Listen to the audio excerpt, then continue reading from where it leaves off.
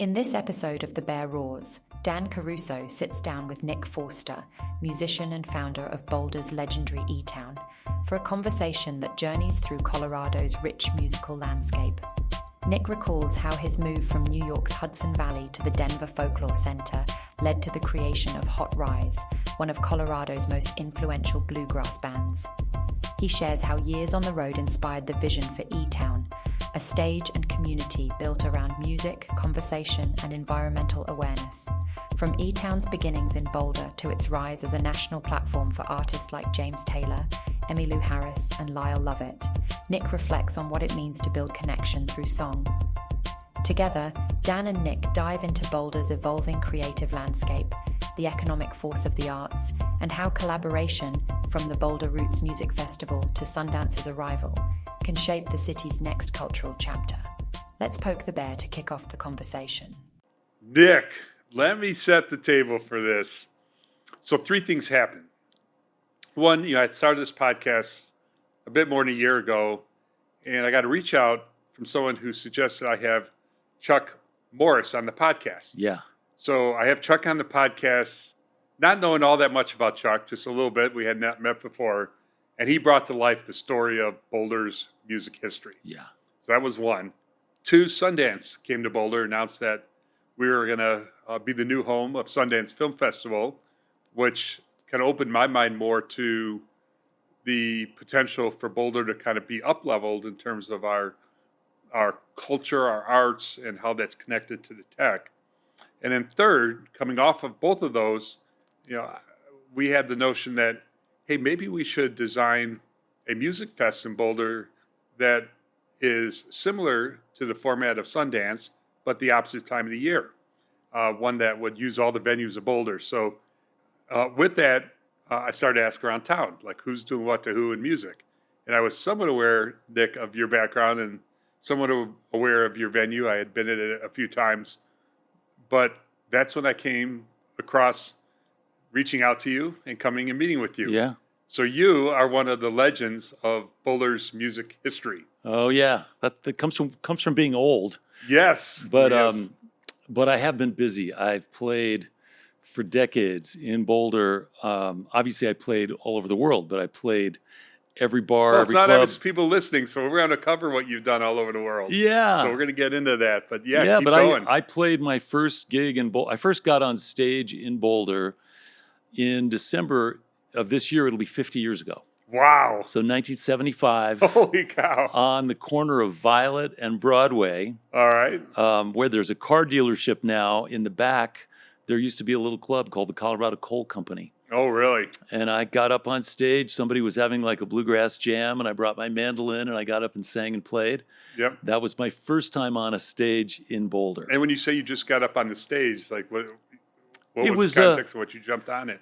I think, in the folk music and bluegrass world, and in the jazz world too, there's a lot. It's a lot of it is improvisational music. Yes. And so if you're socially connected to other musicians, they're going to say, "Hey, man, come on up," and you get up on stage and you play, you riff, you have common repertoire, and you contribute. Yep. And do you remember when you jumped on the stage that December 50 years ago?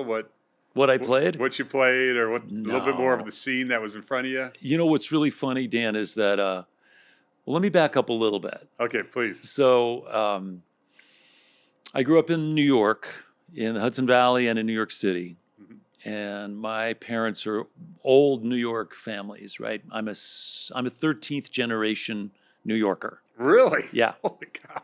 And my middle name is Stuyvesant. Go back to the Dutch. Before it was New York, it was New Amsterdam. All right. And my parents had, or my dad especially, had a kind of a plan for me.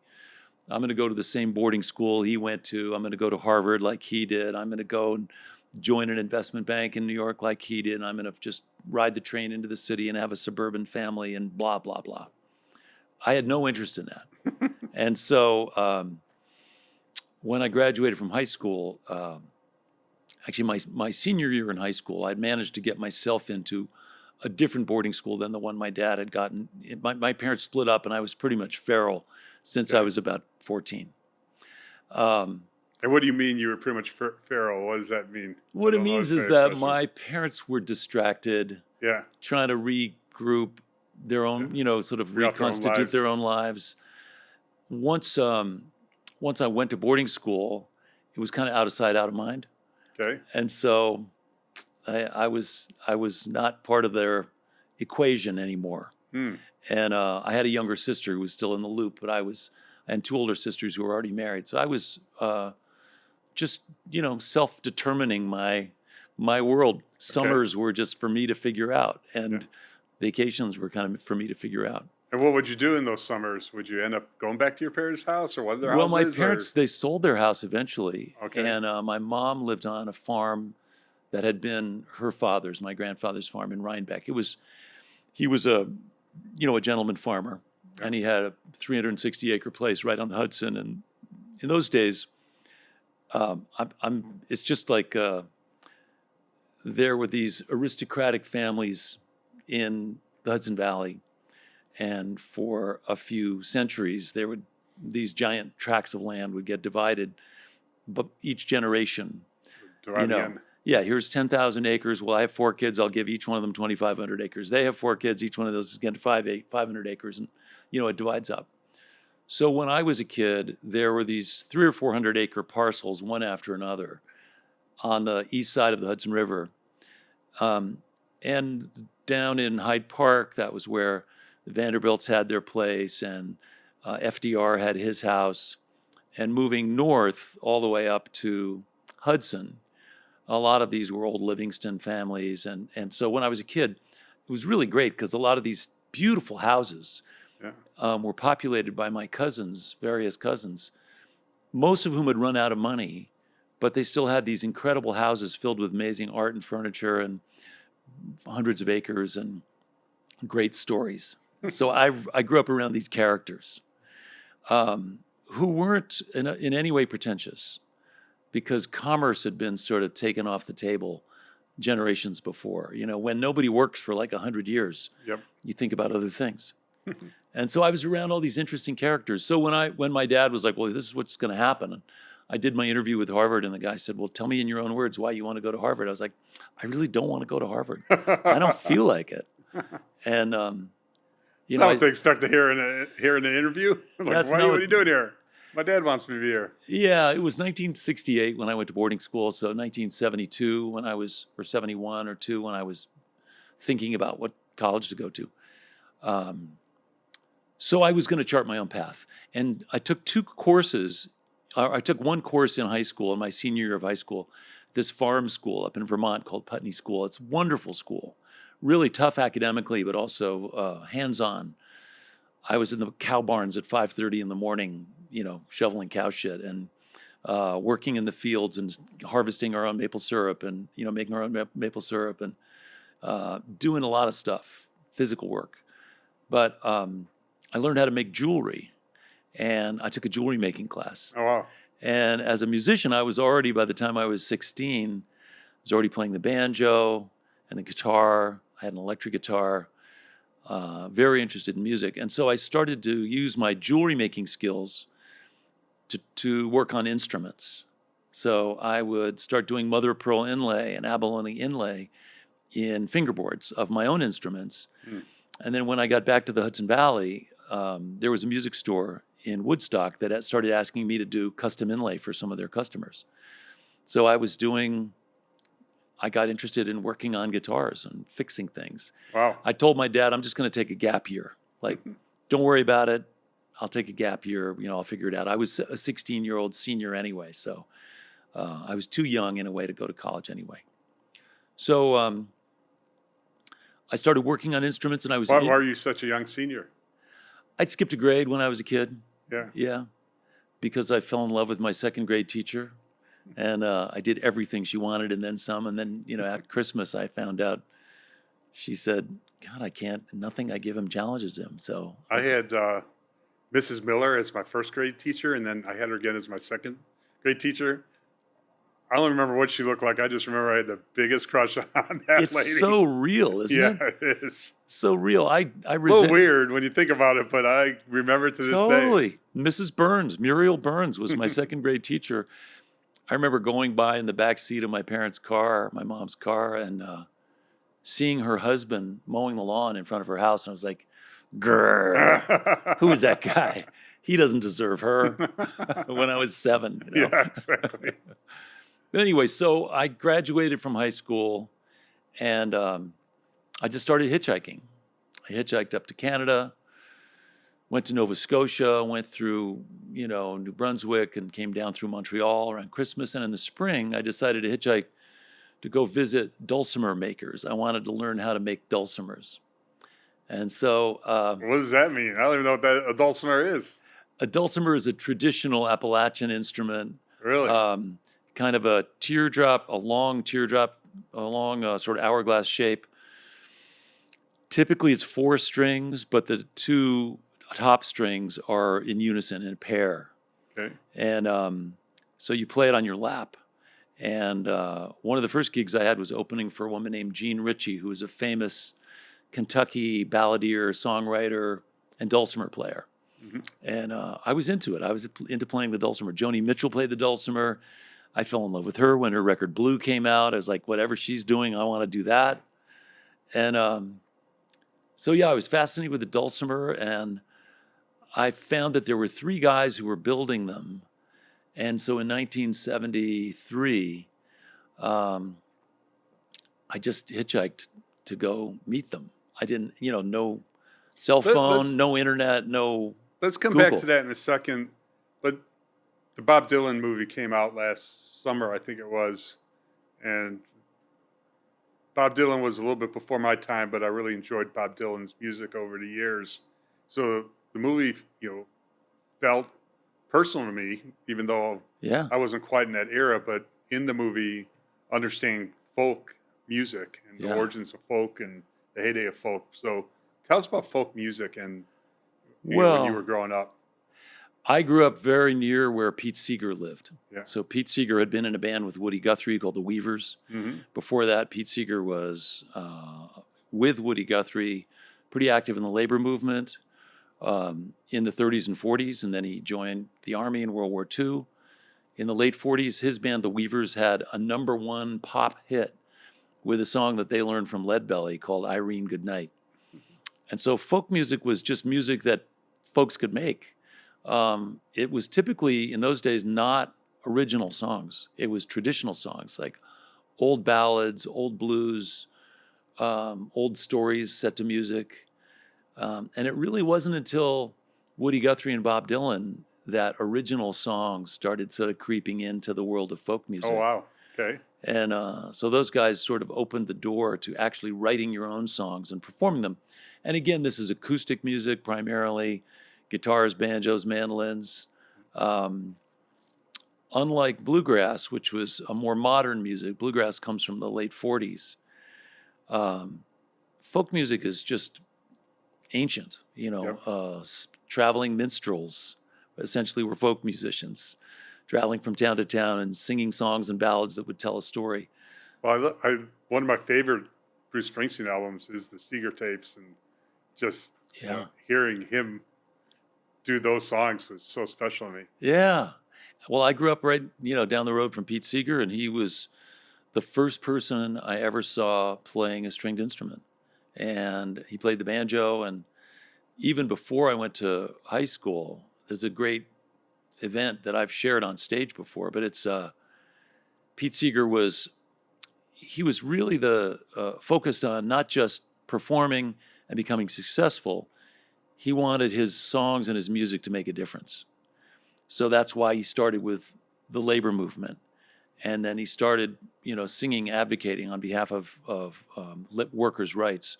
Then he started advocating in the 50s for civil rights. And throughout the 60s, he was very involved with civil rights. And of course, he was subjected to all kinds of scrutiny with, the Red Scare and McCarthyism and all that stuff. Yeah. He was blacklisted. But he was a big deal. And when I saw him, he had shifted his focus to environmental issues. And he wanted to clean up the Hudson River. So his idea, which was brilliant, was I'm going to raise some dough. I'm going to build a replica of a 19th century sailboat that the Hudson River used to be just filled with. These Hudson River sloops would just go up and down from New York to Albany all day long, tons of them. Wow. And they were beautiful. And I'm going to build a replica of one of these 19th century boats, and I'm going to sail it to these towns up and down the river, and I'm going to crew these boats with musicians. So when we pull into a town, we'll come to shore and we'll play music. And one by one, we'll get these towns to start thinking of the river differently, because right at that point, no real rules or regulations. There was just raw sewage going into the river because it flowed down into the New York Harbor. Chemical waste, cement factories, whatever it was, it just all went into the river. So his idea was to shift the way these towns were thinking about the river so that they would respect it a little more. And so classic example of my imprinting as a young person. When I was about 12, Pete had a concert to raise money to build this boat. And he hired a songwriter named Don McLean, who wrote American Pie and others. Yeah. And the Hudson Valley Philharmonic was there, and Pete Seeger, and they were just doing a show. Well, let's go back to, so what was Don McLean at the time? Was he... He was pretty big. He already was big. Yeah, by 67, Okay. 68, I think he had already had a couple things on the radio. So he was a name. Yeah. But early. And so we're at this outdoor concert in Cold Spring, New York. And Cold Spring's a pretty conservative blue-collar town. And the VFW organized a protest. So they had 40, 50 guys with hard hats, baseball bats, 2x4s, and a big banner that said, "Don't clean up the Hudson, clean up this country, get rid of commies like Pete Seeger." Wow.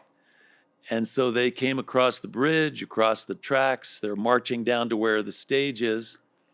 And the director of the Hudson Valley Philharmonic said to the orchestra, "Hey, let's play the Star Spangled Banner." And while he was doing that, my mom, who was this feisty artist and writer, and she was born in London, a super interesting lady, beautiful. She had a shawl on, and she was, in her late 30s, early 40s. She went up to the front of this mob and covered up their banner and walked backwards in front of them, just because it offended her. She was like, "That's not okay." And so in about an instant, what was about to be a collision and a brawl and a fight turned into a sing-along. Oh, really? Because these guys all had to take their hats off and sing the Star Spangled Banner, sing the national anthem. So it was this incredible example of music changing not only the mood, but the right song at the right time, connecting everybody, even though they didn't get along. And so it was a great example for me, just to see the power of the right song at the right time. And by the way, years later, I corresponded with Pete Seeger, and he was, interviewed him on eTown, and we played festivals together. And one year, his wife Toshi and he were backstage at a festival in North Carolina, and I was having dinner. They came and sat next to me, and I'm making small talk, and he's obviously a hero. Yeah. And I just said, "Pete, I don't know if you remember this thing in Cold Spring, 1967. Don McLean and the mob and the thing and the banner and the baseball bats and almost a big fight. And then my mom went up and covered up the banner." And he said, "That was your mother? Why, I've told that story 100 times. How this regal woman parted the crowd and marched to the head of the angry mob." So it was like a moment. Is that how he talked? Yeah, that's how he talked. He was a old, patrician, too. But it was cool. So Pete was imprinted in my youth, and I did my Dulcimer walkabout, and that was the first time I came to Denver. I hitchhiked to Colorado when I was 17. Went back to New York. What was hitchhiking like in those days? I mean, now when you hear people talk about hitchhiking, you think danger and people really down on their luck. But back then, hitchhiking was a thing, right? I don't know, really. I don't have a lot of context. I think it was perhaps... Well, you did a lot of hitchhiking, so give us your context. I did a lot of I don't know whether that was a good era or not, or whether I was just lucky. Well, I think it was because, I'm a little bit younger than you, but hitchhiking when, I was at similar age as what you described, was newly becoming a thing of danger. It was transitioning from something people just did, and it was kind of somewhat of a way of life. To there must have been incidents that were starting to Yeah. get more national attention, and then we were heavily warned against hitchhiking. So I think the transition took place sometime. Yeah, In if my in the parents were paying 70s. attention, they probably would have been concerned, but they I don't weren't. know, because in that era, I think my perception at least was uh, the uh, the years immediately before that, hitchhiking was perfectly I think in the normal thing to do. '60s, probably. Yeah. So, I mean, a lot of people hitchhiked post World War II. GIs were hitchhiking all over the place. Yeah. I think my experience was largely positive. I had some scary stuff. Um, I had one guy pull over who picked me up who had just robbed a sporting goods store Yep. and had a whole bunch of stuff in his trunk, and his brother was behind him in another car. I mean, I don't know why they picked me up, but another guy. Yeah, I had some scary In stuff. case they need a bargain chip, you were there. I don't know, but that first trip to Colorado, it was maybe a 6-week hitchhiking trip, and no credit cards, no, traveler's checks. I would just get a little bit of work from time to time, and I went up on a commune in Tennessee for a little while. I stayed with an aunt and uncle in Kentucky for a couple weeks. I found my way to Arkansas, met a dulcimer maker up there, but I was back through Colorado when I was 19. So you would leave without much money, and you're like, I'll just figure it out as I go along. Were you worried about eating or shelter? No, Oh. I had a tent and a sleeping bag on my backpack. I had a guitar or a banjo, and I would figure that it would all work out. And sometimes I would play. I want to be young, young again, and live that life. I never got to live that kind of life. I don't know why, but Well, it's because you were committed and you got a degree in mechanical engineering and you went to I went don't to know if college. that's so true. I just did what you were sort of expected to do, but it wasn't that obvious. I mean, I think, the age difference makes a difference here too, because I think what was true is that the late 60s showed me, and the early 70s showed me that the world was changing, and that what my parents thought was not necessarily relevant to this new era. And so I had to craft my own path. Do you think what we're going through right now, from a social, political, is very similar to the 60s? In a way, it is. I see some similarities with, obviously, violence in the streets and protests in Vietnam and, against the Vietnam War, and anti-government sensibilities and alternate lifestyles and exploration of different ways of being in the world. But I think that... And the assassinations, I mean, never between the 60s and now were there kind of a string of assassination attempts and assassinations. I mean, that's, I guess There's Reagan was shot. There's more but- gun violence, but I mean, I was aware. I watched Jack Ruby shoot Lee Harvey Oswald live on television Yeah. after he was accused of killing President Kennedy. And when I went to boarding school in 1968, RFK Jr. was in my class, and that was Wow. 3 months after his dad was killed, or two or 3 months after his dad was killed. Martin Luther King had been killed that same year. Yeah. Malcolm So, X. yeah, this was not. There was a sense of what the hell is happening, Yeah. both to our country and to our community. So Which yeah, it feels somewhat like that right now. feels What like is- that. Absolutely like What that. is now. happening, and how do we, How do we how do we navigate? respect our differences but not get so,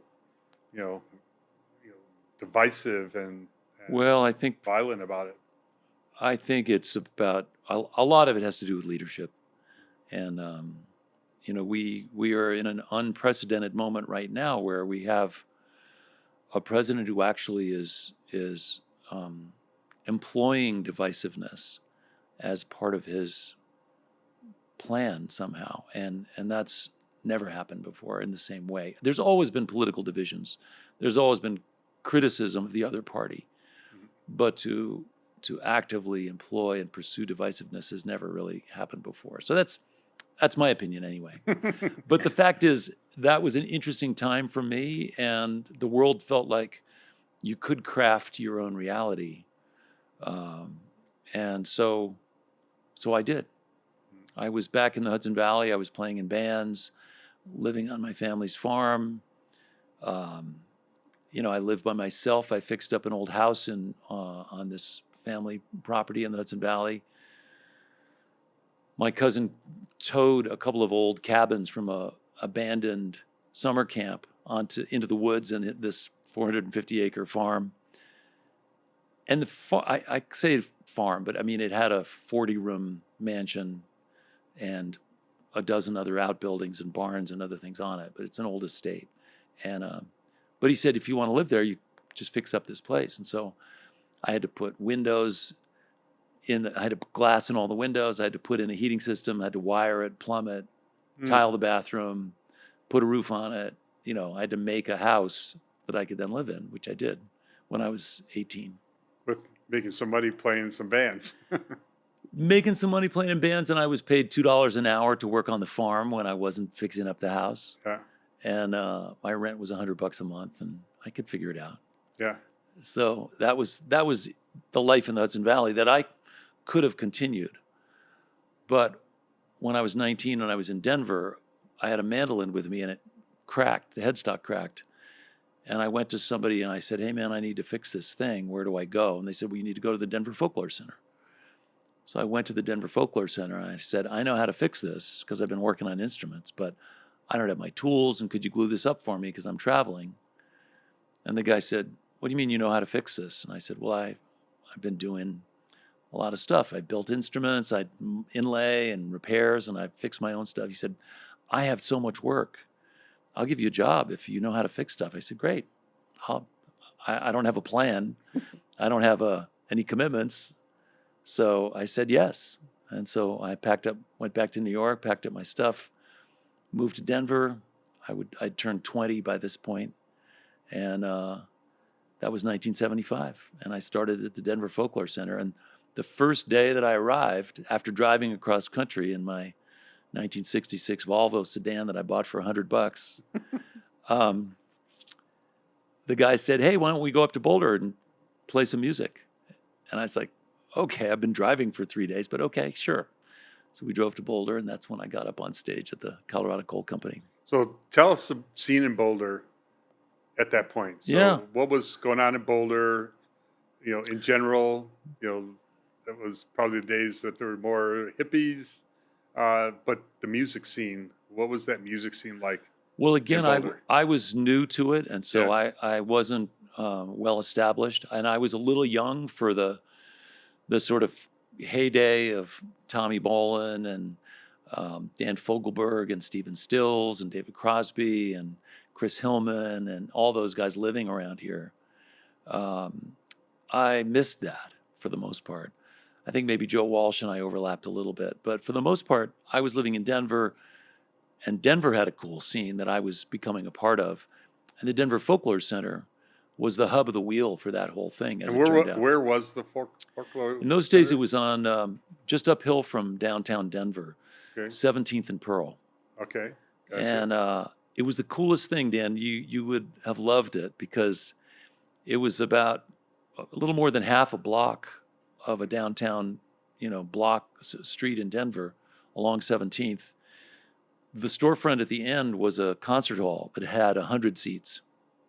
And people like Townes Van Zandt and Taj Mahal and Norman Blake and all these people would come and play there. They had concerts every night. Next to that store was the storefront where I worked, the repair shop. Next to that was the music store. That was the biggest Martin guitar dealer west of the Mississippi. Next to that was a bead shop for all the girlfriends who were bored waiting for their boyfriends buying strings and looking at banjos and stuff. Next to that was a record store where all the cool records were, the ones you couldn't find in the chains. Blues, jazz, bluegrass, folk. Next to that was a music school where you could take lessons on fiddle and banjo and guitar and all the things. It was this incredibly cool scene, and maybe 30 people went to work there every day. And so I was immediately in this just unbelievably creative environment that was just awesome. And I was also instantly in about 3 bands and playing in different places in and around Denver.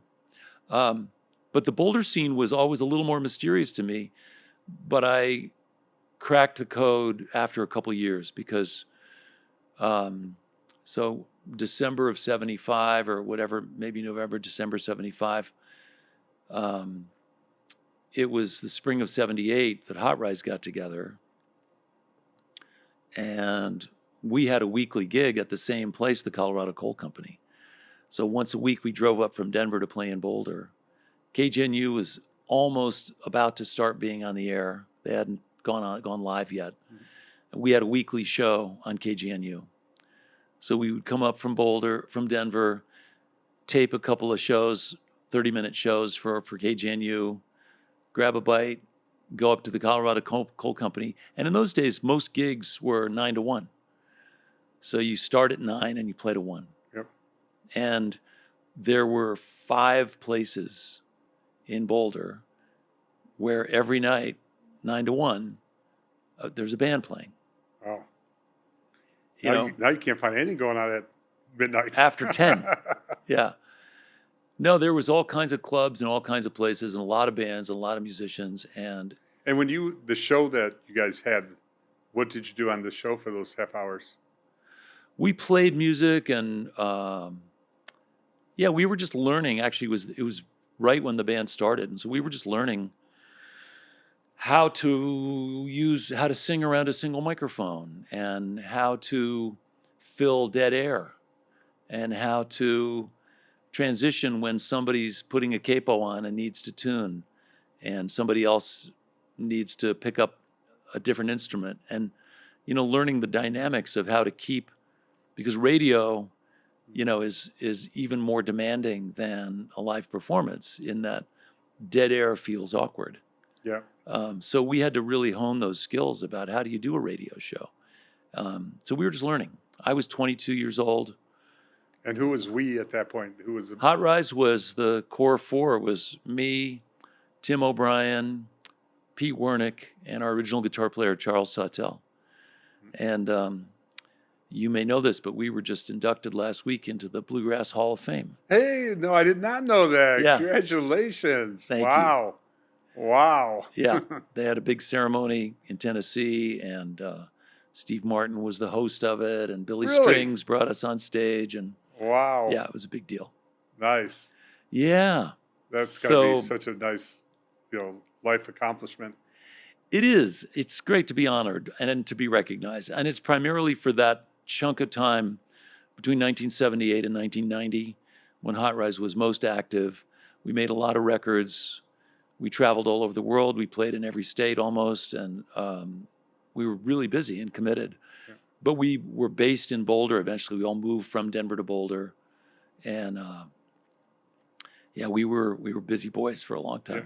And what prompted going from Denver to Boulder? I think a few different things. I think we all sort of identified with Boulder a little more closely. Denver was a bigger town, and Boulder had a kind of a mystique. It had a kind of a more bohemian, laid-back vibe. Yeah. And rents were cheap, and there were a ton of musicians who lived here. Tim O'Brien, our mandolin player and lead singer, had lived in Boulder before. Our banjo player, Pete Wernick, bought a house in Niwot. And couldn't have been much going on in Niwot in those days. No. No. Although we started renting the Niwot Grange Hall. Oh, really? And so we did once a month in the wintertime, we would do a weekend at the Niwot Grange and do a Friday, Saturday, or Friday, Saturday, Sunday, But yeah, Pete bought a house. And Pete Wernick's an interesting cat. He's a guy who grew up in the Bronx in New York, went to Columbia, got his PhD in sociology, was teaching at Cornell, and he wrote a banjo instruction book that became really popular. Mm. And so all of a sudden he had some dough, he had some royalty money coming in, and he said, well, I'm going to quit. I'm going to quit my academic career. I'll move to Colorado and play bluegrass. So. Wow. That was his career path. Tim O'Brien was from West Virginia, and he migrated here, was in an earlier band called the Ophelia Swing Band. That was a great band. And Charles Sawtelle was born in Austin, but he, Colorado, his parents moved to Littleton, so he was a local guy, and deeply involved in the music scene. He worked at the music store, the Folklore Center, that I did. So anyway, that was our band, and we got together, and we said yes to every gig. We played every wedding, every party, every bar, 9 to 1, all the time. Wow. How'd you survive those years? That's not an easy lifestyle. Well, it's funny because when we started, I was 22. I already had a kid and was married. I lived in Denver. I had bought 2 little houses just north of City Park Golf Course. So on 26th and Garfield in Denver. Almost Park Hill, but not quite. I just was terrified that I was going to live in a trailer. I just thought, oh my God, my girlfriend's pregnant, and I'm trying to be a musician. I'm on this other career path that's not about making money. I'm going to be in trouble. So I figured out a way to buy 2 little houses. One was 10 grand and the other was 20 grand. And I used the skills I'd learned on the farm, and I renovated the one and rented it out so that I could have my overhead really low. And our goal as band members then was to each make $100 a week. So if we could each make $100 a week, we could make ends meet. And that in 1978, that was possible. Yep. And so that's So how much were you making in those years?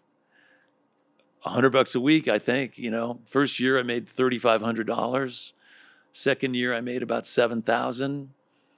Third year I probably made 20 grand. Wasn't much. Yeah. Even though we were playing on the Grand Ole Opry and we were traveling and playing festivals and going to Europe and doing all that stuff, it's just wasn't that much money in the music world that day, in those days. But I was enough to, eventually I sold those houses, moved to Boulder, had another kid, and had another kid, and got a divorce, and it just flows. It wasn't easy on the family, the whole touring lifestyle, but we were all married, and we all wanted to have fairly sane touring schedules. So we would, the problem with Colorado for touring musicians is the next gig in any direction is 500 miles away. Yeah. Like you're going to go to Salt Lake, Kansas City, Jackson Hole, or Albuquerque. That's your next stop. I mean, there's, unless you're going to work the ski towns or whatever, which we never were really interested in doing that. Yeah. Wow. So tell us about your experiences with the Caribou Ranch in that era. When was very little overlap. I mean, Caribou was happening, but it was also intentionally kind of self-contained and mysterious. Interestingly, this evening I'm going to be interviewing Jim Guercio over at eTown. Jim and Lucy are great, and he's got so many wonderful stories. Obviously starting in L.A. and his association with the Beach Boys and his commitment to music, and then building the studio, and the list of people who recorded at Caribou is ridiculous. Yes. And he has a lot of great stories, which I'm going to get to with him tonight. But we didn't. Tell him to save a couple for my podcast. He's got a lot to share. He's got a lot to share. Yeah, but I really would love for him to come experience the music fest, because it's you guys who inspired me to care enough about it to help make that happen. Yeah, no, he's a great guy. And what was cool about Caribou was that every now and then, Rocky Mountain Records and Tapes, which was on the corner of 14th Street and Pearl, you'd go in there and somebody would say, John Lennon was here yesterday.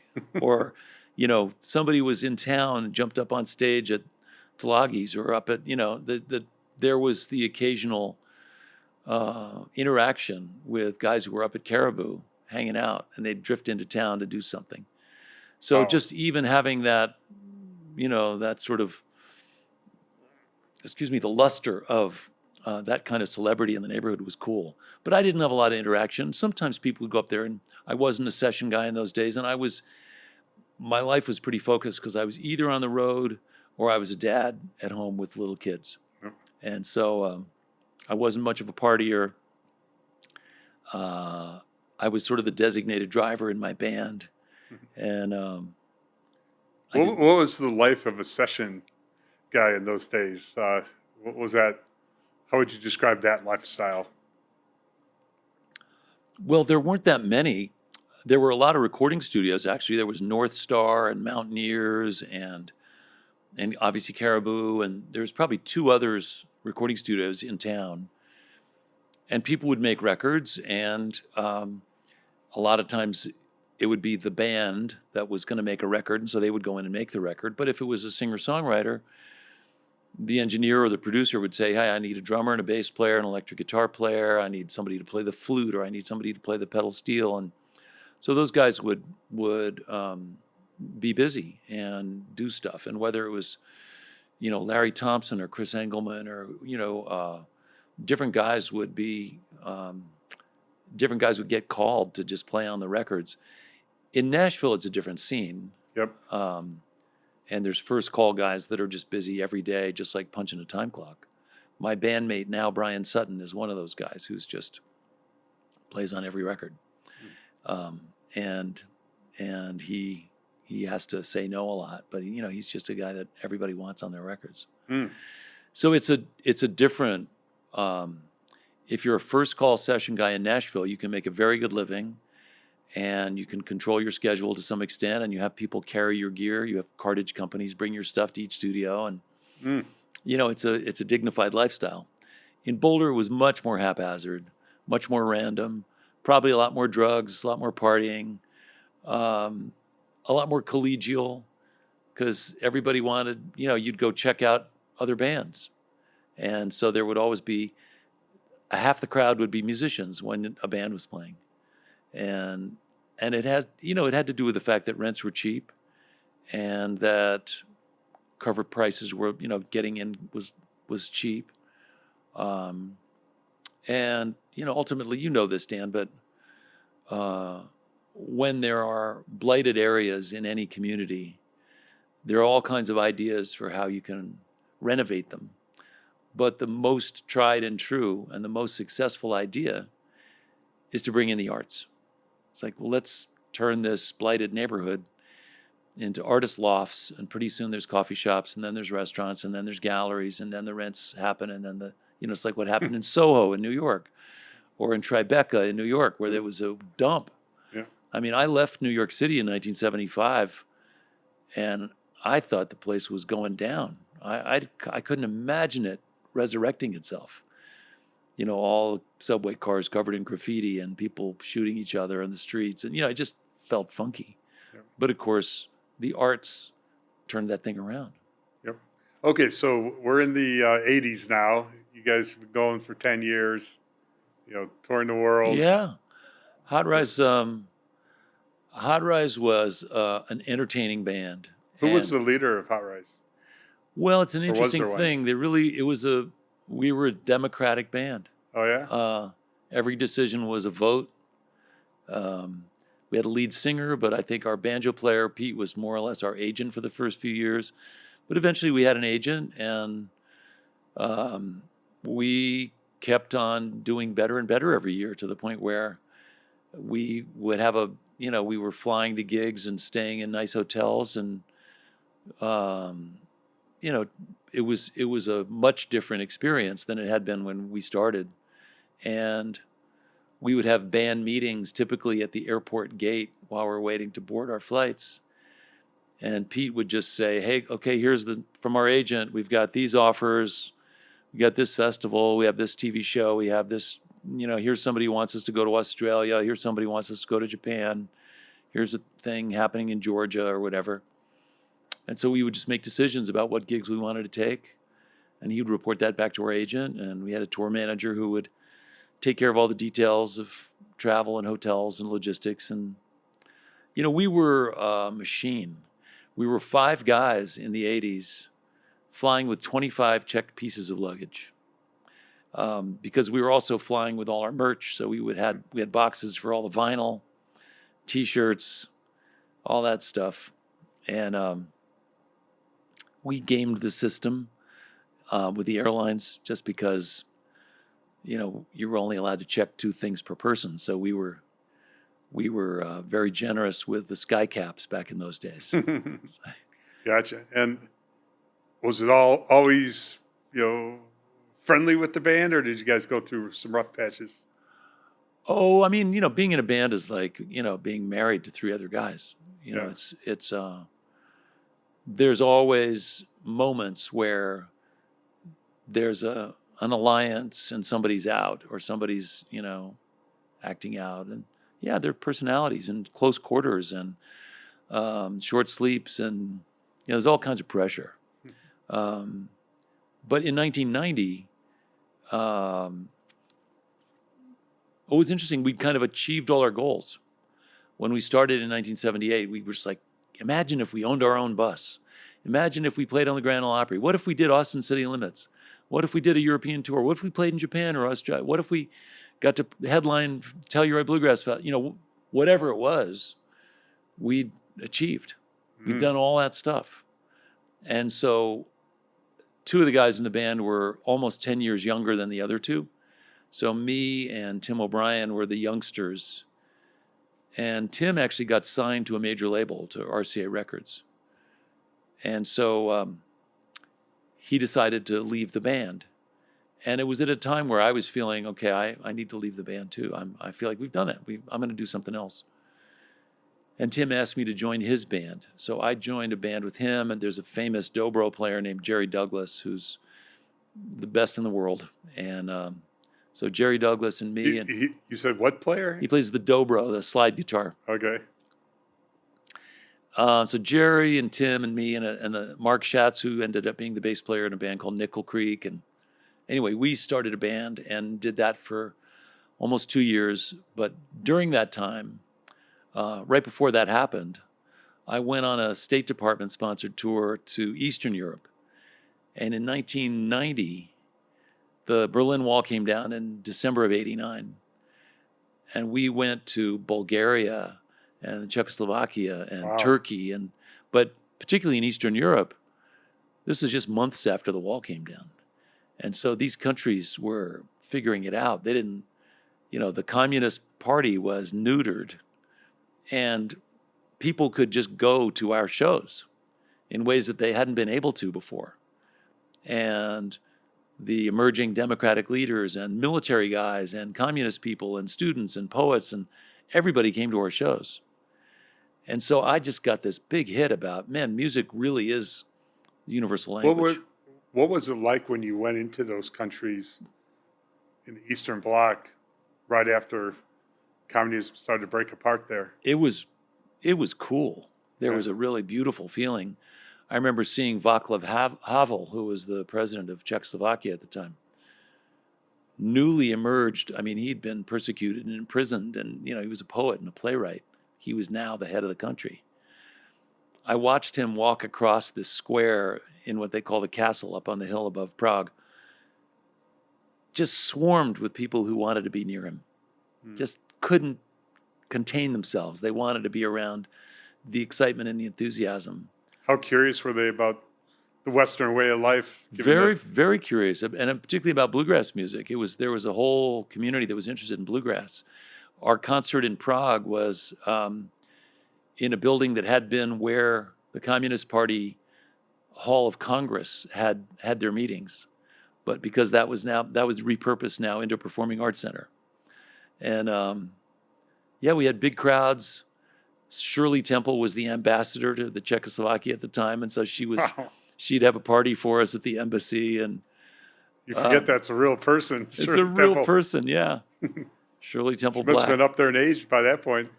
She was probably 70 or something like that. Yeah. I don't know, maybe, yeah. But playing in Bulgaria, the other thing I saw was that when government and industry are exactly the same and there's no checks and balances, the environment suffers. So particularly in the environment, you meaning air, water, fields. Oh, okay. I mean, I remember. Why do you think those are correlated? No controls, no restrictions, no, if you want to have a coal-fired power plant in the middle of a city and you want to burn it 24 hours a day, that's what's going to happen. Yeah. You know, if you want to have a chemical factory located right next to a school or fields of corn or, you know, whatever, there's no... Well, I thought it was capitalism that did all those bad things. It turns out it's not capitalism. It is. It's communism. It's either one in that Or case. both. Yeah, it's both. But it was palpable. Like I could, you know, I mean, obviously when you go to Beijing or you go to Chinese cities and you see the air quality, because that's the same thing. Yeah. You know, where industry has free reign, air quality takes a tumble, right? So I remember being in Sofia in Bulgaria on a spring day, and I could only see a few blocks. It was like just coal dust, and yeah, it just was really polluted. And so I have 3 daughters, and in 1990, they were all, you know, probably 6 or 5, 8, and 10 or 11, something like that, maybe a little older. And so I came home from that trip thinking, wow, the power of music to bring people together is absolutely undeniable. And I just saw a glimpse into a future that I don't want to see in my country on behalf of my children in terms of air quality. And there's got to be a way to combine that. And so that was when, on the way from home on the plane, I came up with the idea for the eTown radio show. Just use music to bring people together and then share information about how we can treat each other and the planet a little better. And about a year later, we had launched. You know, so it was born out of my experience as a touring musician. And when eTown, well, first, let's fast forward in time. Let's talk about what eTown is today, so that when we talk about the origin of it, people know what eTown kind of became for you and for the community. Yeah, so eTown is basically two enterprises under one roof. The main purpose of the organization is a media-making enterprise. It's a nonprofit organization that produces primarily a radio show that's been widely syndicated for 34 years now. So it's on about 300 radio stations every week. We have 140,000 subscribers to our YouTube channel, so we have a bunch of videos out there. We're podcast subscribers worldwide. And we've been making these hour-long weekly broadcasts for decades. And most of your favorite musicians have been on the stage at eTown over the years. Really? Yeah, I mean, Willie Nelson and James Taylor, you know, tons and tons and tons of people. We brought them to Boulder. We've had them, and I interview them on stage. And so there's a combination of talk show and performance in every eTown hour. Interviews not only with the artists, but often with authors or scientists or experts talking about some aspect of our environment, our community, our shared experience that they can shed some light on in terms of how we can either change our behavior or do a little better or just learn about how things work. So what can and should we be doing to be better neighbors, better community, just better people? So take all these years and decades worth of learnings from that and tell us in the next 5 or 10 minutes. Oh, I'll tell you that it's really simple, and that the music, we have always intentionally programmed the music so that it isn't 2 styles of music that are the same. It's always a blues artist and a bluegrass artist, or Hawaiian music with somebody else, or Celtic, or Cajun, or Afro-Cuban, or Zydeco, or, you know, because music does touch people in a different way. And so my goal with the music on eTown is to expand people's sense of their own community and what kind of music they like. Well, I like country music. Well, if you like country music, you might like bluegrass. And if you like bluegrass, you might like Irish music. And if you like Irish music, you might like other forms of Celtic music, or you might like English singer-songwriters. If you like, you might see the correlation then to what happened when those ballads got turned into folk rock with the bands in England from the 60s, And then maybe you like Richard Thompson. And if you like Richard Thompson, maybe you like Nick Lowe. And if you like Nick Lowe, maybe you like Billy Bragg. And, so my goal is to expand people's sense of A, the music they like, and B, their own community. Because music has a way to do that. To your point earlier, Dan, about, getting along and not being, being able to have civil discourse. I think it starts with feeling connected to more people in the world. Yep. And so the music has that role to play. The interviews, when I'm talking to Jane Goodall or, leaders about environmental issues particularly, the message is pretty much always the same, which is have some respect for the natural world and try to understand your own carbon footprint and make some adjustments in terms of how much energy you use and where it comes from. Mm-hmm. And that's a global challenge. And the irony is that third world countries use much less than we do in our lifestyle. But eTown Hall, for example, 17,000 square foot building in downtown Boulder, but we have 56 kilowatts of photovoltaic panels up on the roof. We didn't run natural gas into the building. Everything's electric, heat pumps, LED lighting. So in the summer, we're pretty much self-contained energy-wise. So we're able to make, using contemporary technology, not particularly more expensive, and it's much less expensive to operate, that kind of practical execution of using actual available technology to lower your carbon footprint and become less dependent on fossil fuels.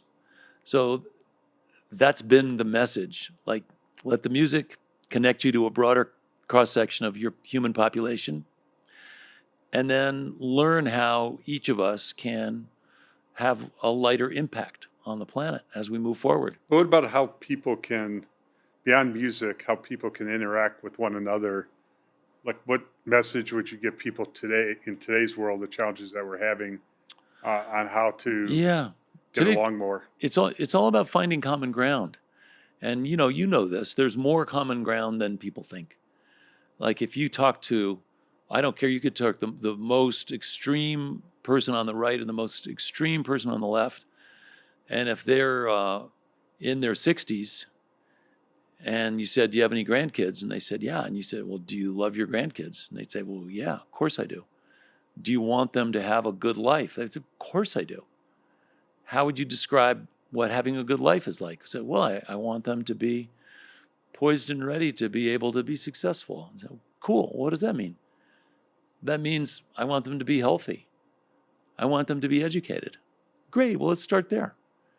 Can we agree that it would be cool if kids growing up in America could be healthy and educated? Yeah. Senator Bennett was over, he's running for governor. He was over here last Sunday, 2 Sundays ago, and we spent an hour and a half just one-on-one together talking. And somewhere maybe 2/3 through the conversation, he made a set of statements, not unlike you just made, about, basically what he believes in. I believe in strong education system, great healthcare system, that people get paid appropriately for what they do, and he kind of rattled things off. And I said, well, who doesn't agree with that? Who do you know? Why is that controversial? Yeah, who do you know that doesn't agree with that on either side of the aisle? And he immediately went to, the people on the extreme, I think he said right or left, would, fight each one of these. I'm like, would they? Because you didn't say how you were going to achieve any of that. You just said that's what you believe in. And I can't imagine very many people, unless they're, something's really wrong with them, who wouldn't believe in what you just said. It's applicable whether you're on the right or on the left or in the middle. The disagreements come when you start saying, okay, and therefore, here's what I think policy should be, or here's what I think the solution should be. That's where, people might have different points of view. But in what we're trying to achieve, there's a lot more common ground than we give credit for. Yeah, I think so too. But you know, Dan, as well as anybody, that if you start saying, well, we would like to use we would like to use public funding for religious schools, because that's the belief of that subset of those parents who feel like their children should be educated in a Christian environment. That's antithetical to the Constitution. Mm-hmm. And so therefore there's controversy. Mm-hmm. Well, I want my kids to be educated, but I want them to be educated this way, and I want the federal government to pay for it. That's where Senator Bennett's work is cut out for him when he was in the Senate.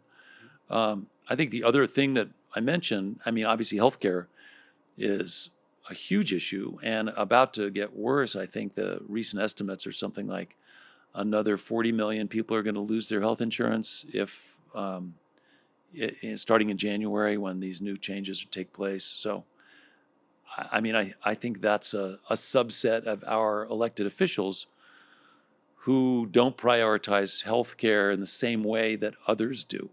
And there's the difference which creates the controversy. It isn't that they, whether they believe that kids should be healthy isn't the issue. It's whether they think government should pay for it. And so, and the other piece is, do you think your grandchildren should be able to go walk back and forth to school safely?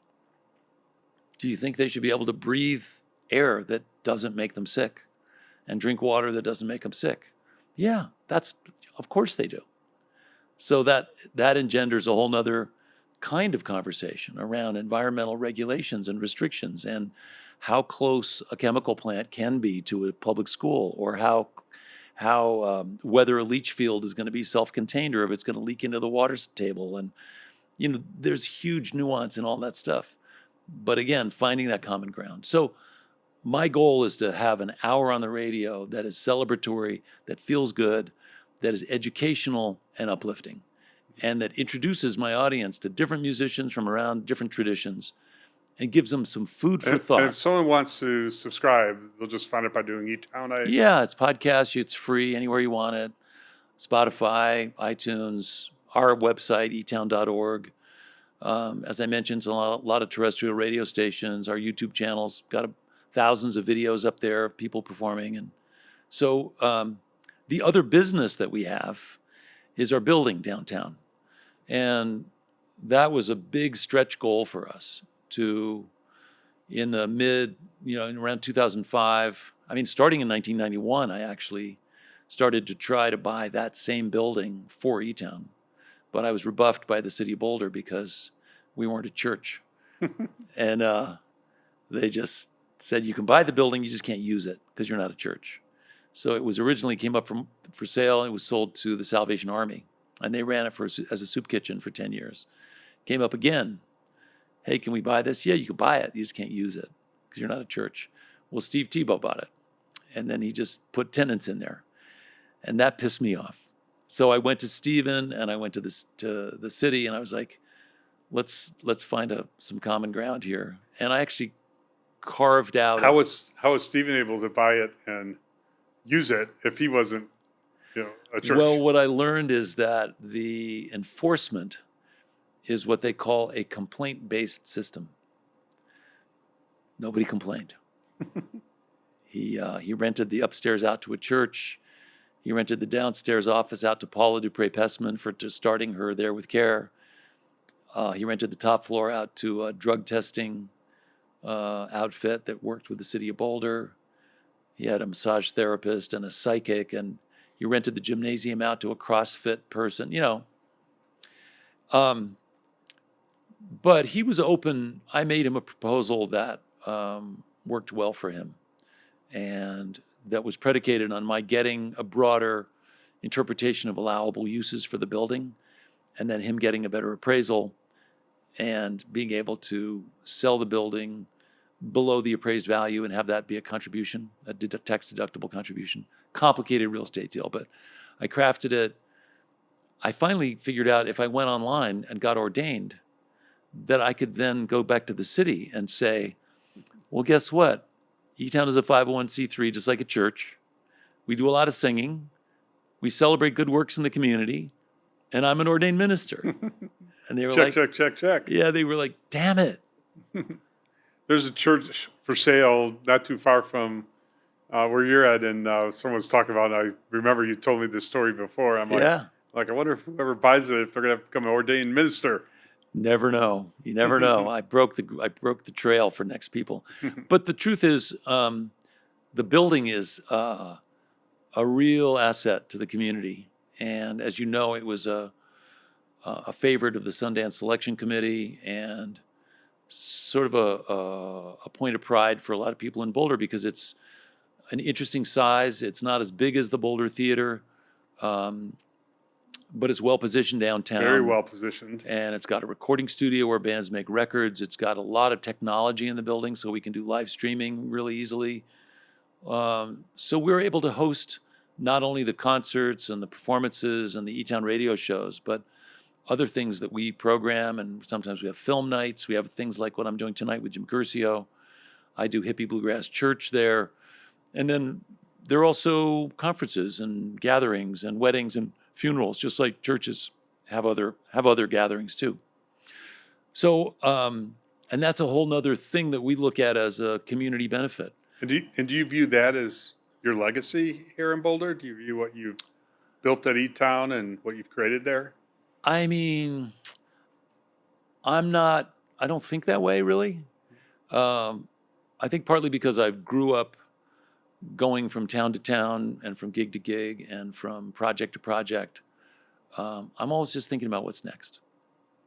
So the challenge has been how to keep this enterprise going in an absolutely changing media landscape. So when we started, NPR was very powerful, radio stations were very powerful, KBCO was, a bellwether station in the nation. Everybody made a record wanted to come and be on KBCO and eTown. We now live in a pull media environment rather than a push media environment. And so our business model has changed dramatically. And it's been a struggle and a challenge. I think throughout the 90s into the 2000s, we probably, as a nonprofit, had 75% of our revenue was what's called earned income, same as any other business. Ticket sales, advertising, merchandise sales, revenue from our programming. And 25% was donations and contributions from grants and other things. Now it's almost inverse of that, which is unsustainable in a way. Ticket sales, merchandise sales, revenue from the building, things like that, that constitutes, maybe it's more like 40% or almost 50% of our revenue, and the rest is contribution. So I have to be much more aggressive as a grant writer, as a fundraiser. I'm committed to making payroll. I've got a dedicated staff, maybe 9 full-time employees.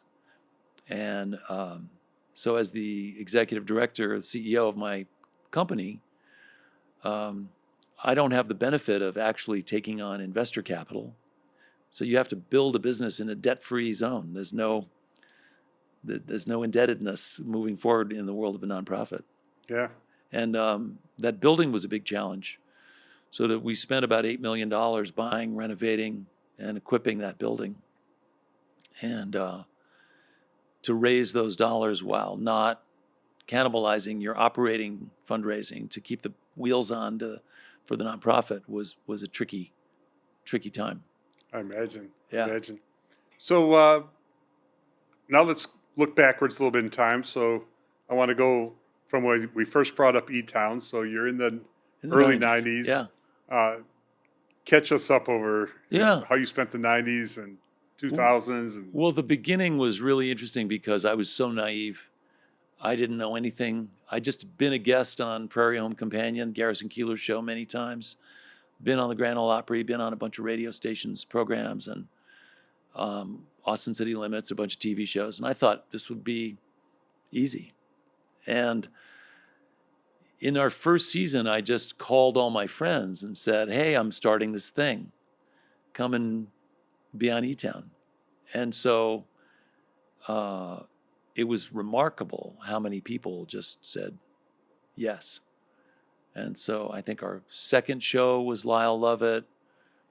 Maybe our eighth or ninth show was James Taylor, Sean Colvin, Emmylou Harris. All these people said yes, and they came through, and that really helped us launch nationally because we got some great talent.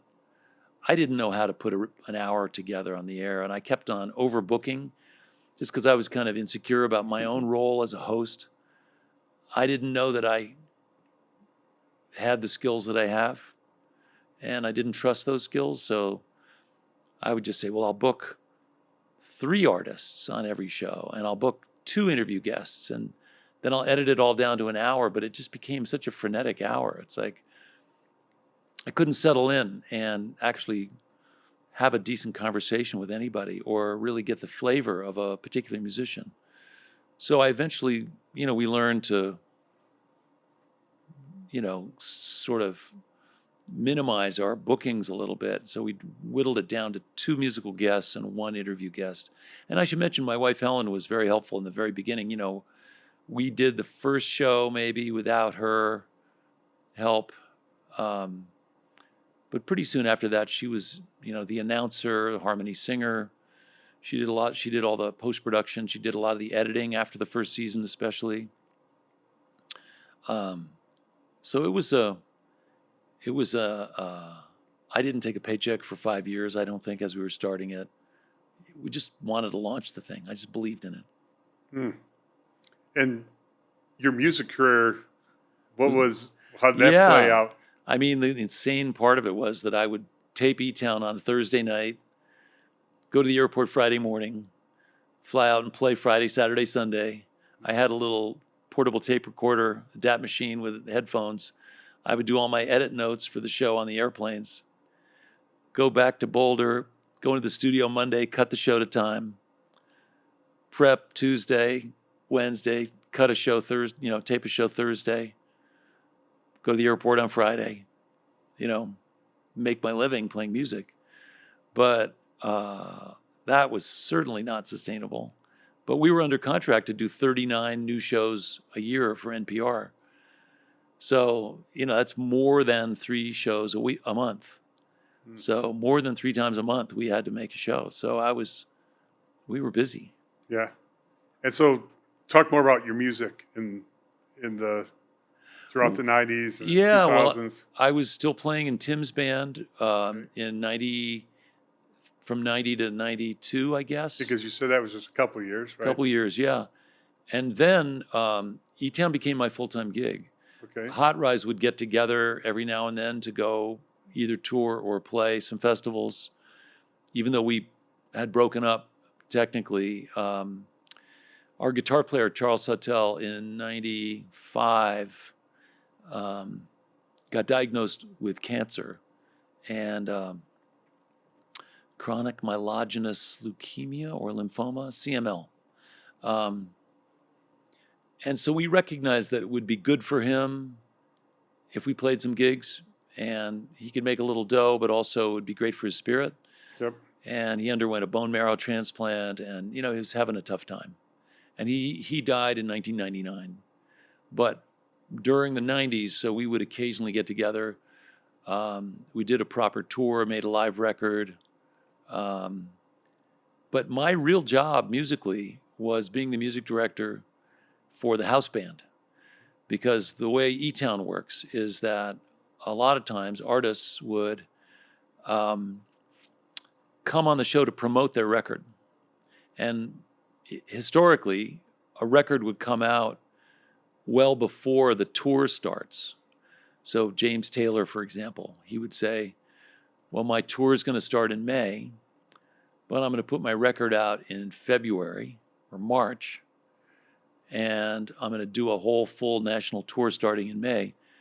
But Columbia Records would say, okay, well, when your record is coming out in March, we want you to go out and do a promo tour. And so they would pay to have James Taylor travel around the country and go to radio stations and play singles or play tracks off the record, and maybe just bring a guitar and play on air at the radio station. Yep. So lots and lots of artists would do that. They'd go out on a promo tour. They would need a band behind them. Well, come not around with the band? when they're at the radio station, they wouldn't. But to do eTown, in front of an audience, doing 6 songs, they would want to use the house band. Mhm. And so when James came, we were the piano, bass, drums, and me.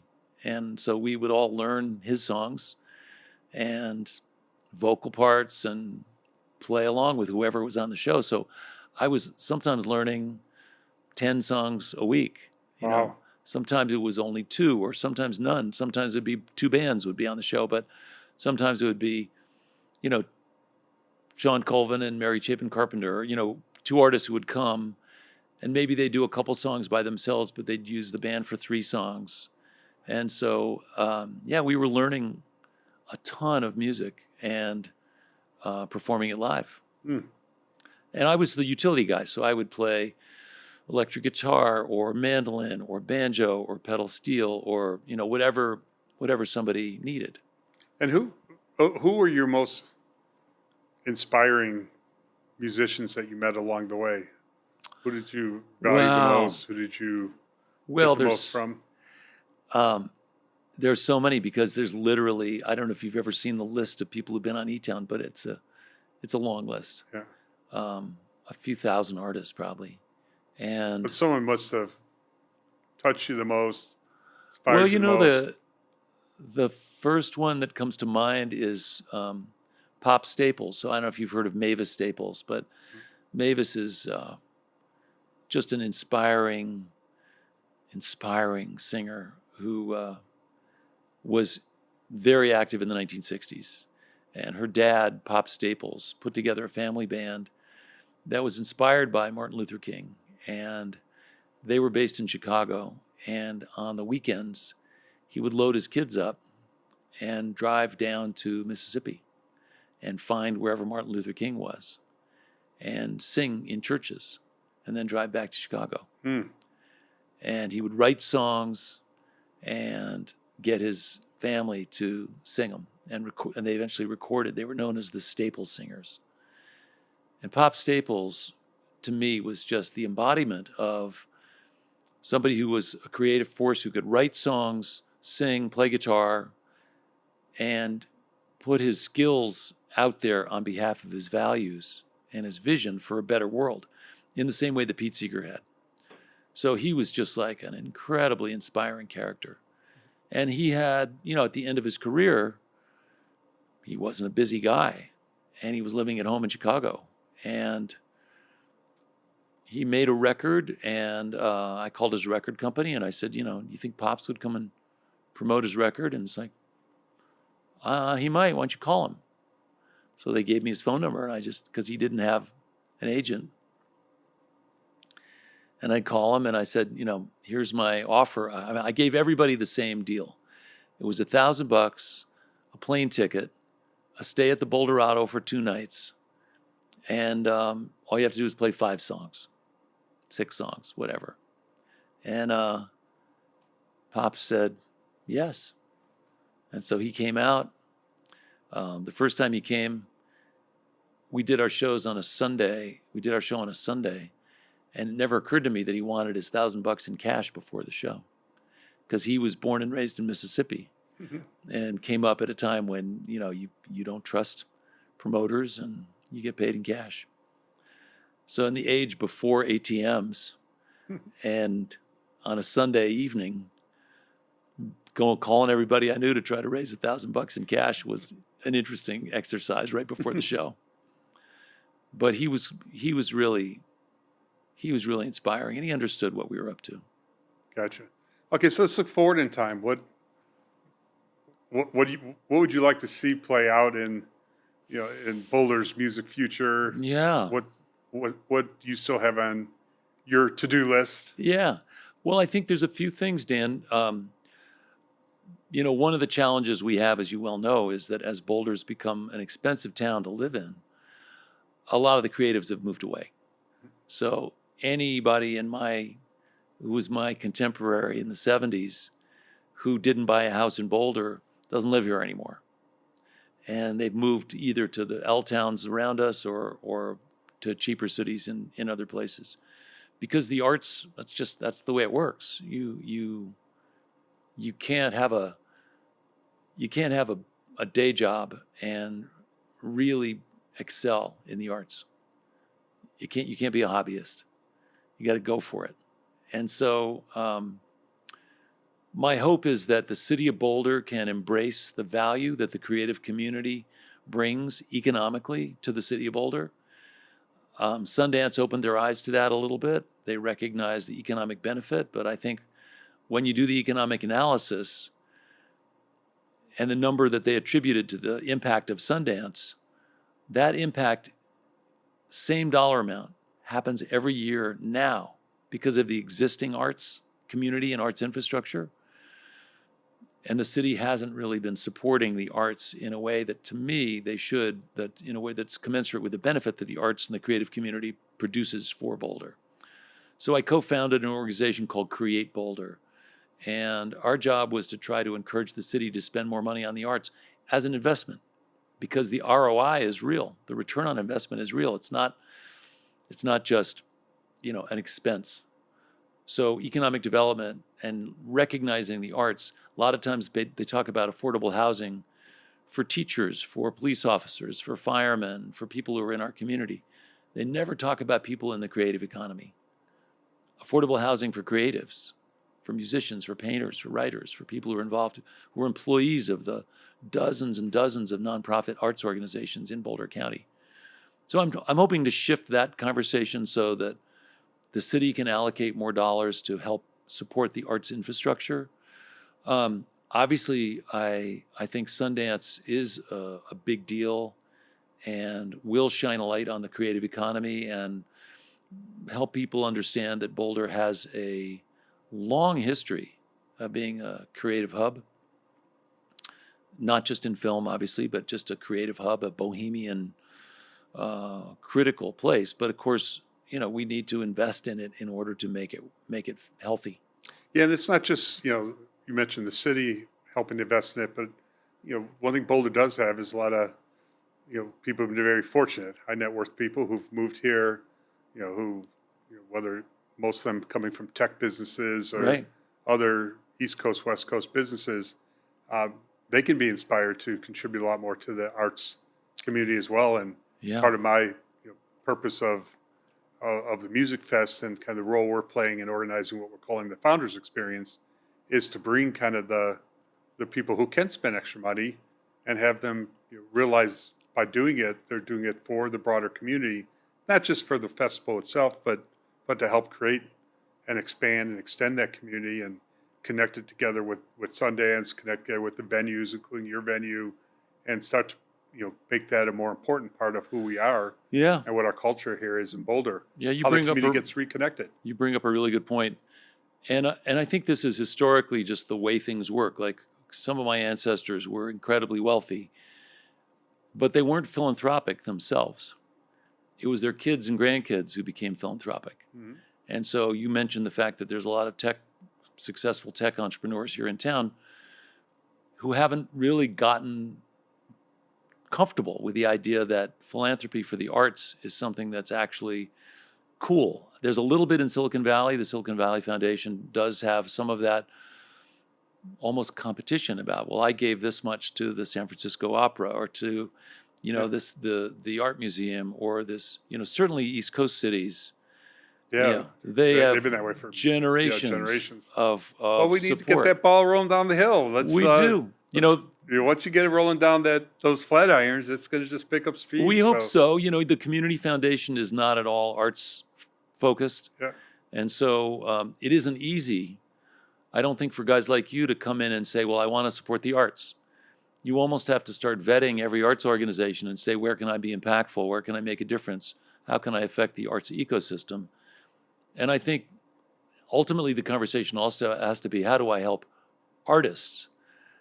So, and I look forward to learning more about how the Roots Music Festival, I know you're already surpassed your $400,000 goal, stretch goal of 6. I think we close to 6 might have surpassed 5 already. Yeah. Just barely. We either surpassed 5 or just touched upon it. And,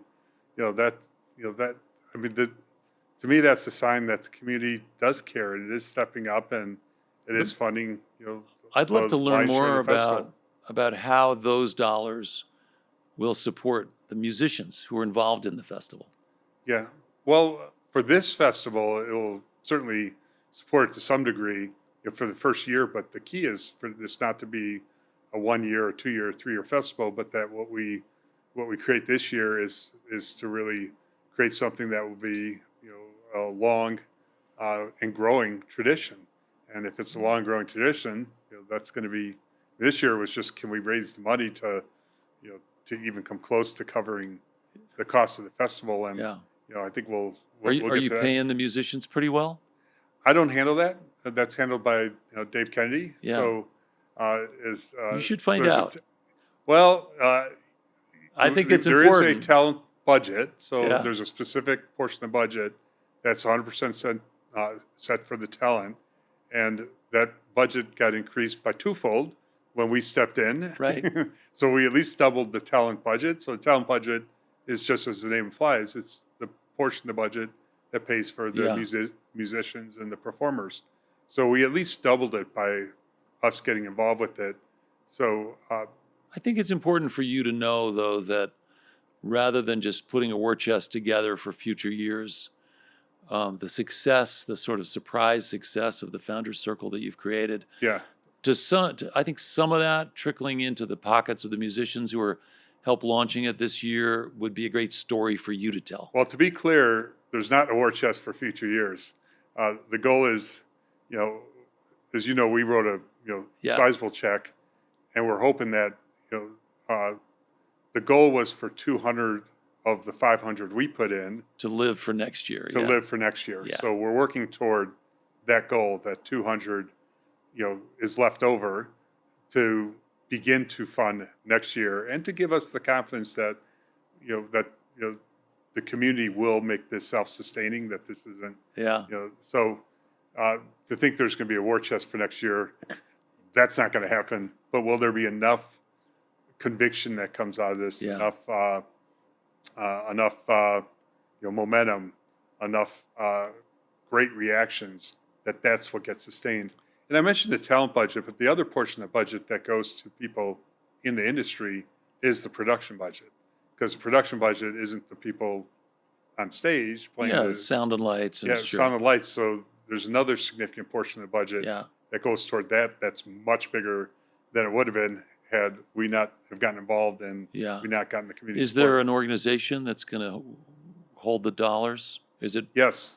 We created a new organization that's called Bare Roots. You won't see that in the material at all, but the Bare Roots is the nonprofit that is solely focused on the festival itself. Yeah. This year and future years. So we had to create that to house kind of the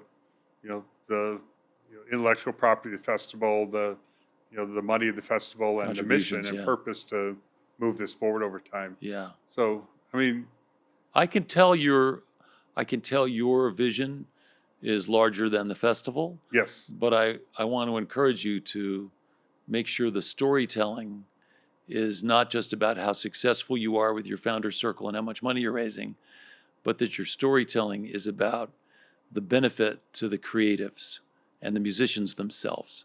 So I think if you really want to touch the nerve of successful people and get them involved in arts philanthropy, I think expanding your storytelling to say, these are how many musicians are getting paid. This is a good payday for them. This is something that's going to be great for them next year too. I think adding that element to your storytelling, and I'm saying that as a guy who wants you to be successful, Mhm. and I also receive your emails and so on. I just want to make sure that the dollars raised is only the beginning of the story, and I want to make sure that you get to tell the story about the impact. yeah. No, the dollars raised isn't the sign of success or not. It is a sign of whether the community is stepping up and, Yeah. and caring about this Yeah. and leaning in.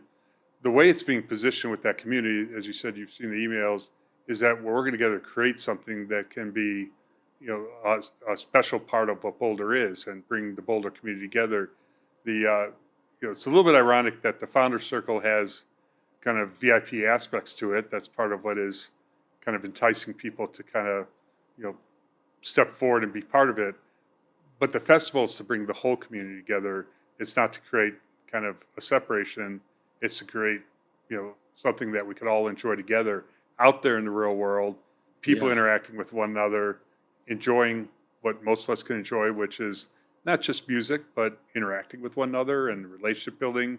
A big belief that I have and many people share is we're spending too much time in isolation in front of our computer screen, in front of, in our households, indoor environments. And we need to spend more time together with others, with people in the community of all walks of life, doing something that we can mutually enjoy and get benefit and happiness together. Yeah. That's why we're doing it. The sign of the, are we reaching our financial goals? I mean, that's, part of the reality of, this is expensive and it has to be funded. And so we need the community to help fund it. Yeah. There's a lot of people who are going to, where does the money go that we're raising? To people. Very little of it goes to anything other than people. It goes to people who are in the services community. Yeah. Either as musicians, as we talk about production, but also as people who are in the food and beverage industry around here. So this is supporting the community in a gigantic way. The festival budget over $1 million? Yes. Yeah. Yes. Well, I know, like I said, I just think your messaging, next couple of email blasts, talk about those broader things. I'm going to run it by you and get a little more of your support for that. I just want you, because I know your heart's there. I'm going to talk about Woody Guthrie and no, I just talk about the larger benefit, and of course that's exactly what we do at eTown.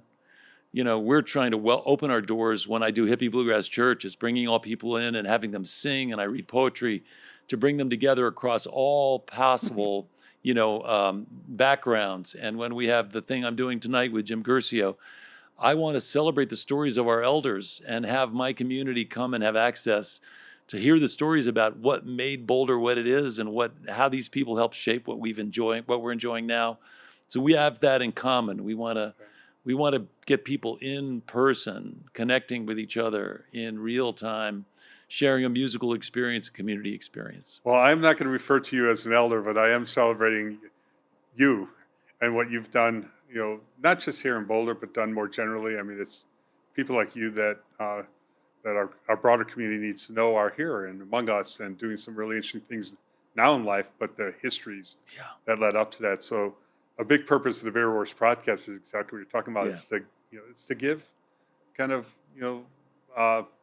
applause, to give, to celebrate, people who have and are doing stuff special for our broad community. And I'm a big believer that we need to bring those people to the forefront. And you're one of them. Thanks, Dan. So thank you for being a guest. And if people want more information, they can by the way, we have a new volunteer next year to head up the fundraising for the Founders Experience. He's sitting here on my right. But I'll take the messages to heart, and we'll fine tune it a little bit and connect with the community in the way that you want us to. Yeah, just the bigger story about uplifting those creatives. And meanwhile, I really appreciate you giving me an opportunity to, get in front of your audience. Obviously, if anybody wants to learn more, etown.org is where our nonprofit website is, and there's a ton of things happening at eTown Hall all the time. And we hope to see you there more. So let's stay in touch. All right, good deal. Thanks, you. Thanks, Dan. I appreciate it. Thank you. Thank you for listening to this episode of The Bear Roars. If you enjoyed the episode, please like and subscribe on your listening platform. This podcast was produced by Loud Bear Productions and edited by Kendall Weinberg with support from Gibson Siegert.